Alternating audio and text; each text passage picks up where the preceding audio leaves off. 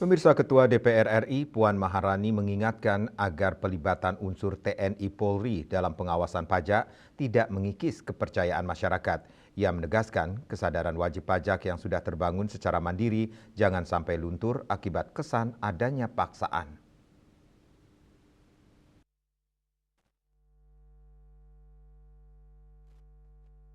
Ketua Dewan Perwakilan Rakyat DPR RI Puan Maharani menanggapi pelibatan unsur TNI, yakni Bintara Pembina Desa atau Babinsa dalam mengawasi pajak masyarakat. Puan pun mengingatkan jangan sampai pelibatan unsur militer dalam pengawasan pajak malah menimbulkan ketidakpercayaan di kalangan masyarakat.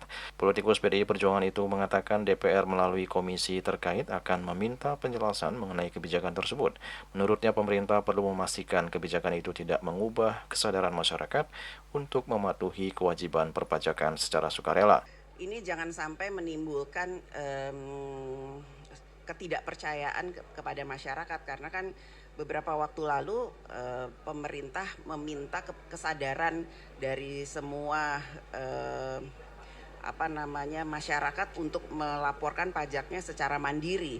Namun sekarang dilakukan hal tersebut. Jadi ini memang nanti di komisi terkait kami juga akan meminta keterangan terkait dengan hal itu, supaya kepercayaan dari masyarakat jangan kemudian menurun karena adanya paksaan atau hal lain yang membuat kesadaran masyarakat yang kemarin itu sudah mau melaporkan pajaknya secara mandiri kemudian menjadi berubah.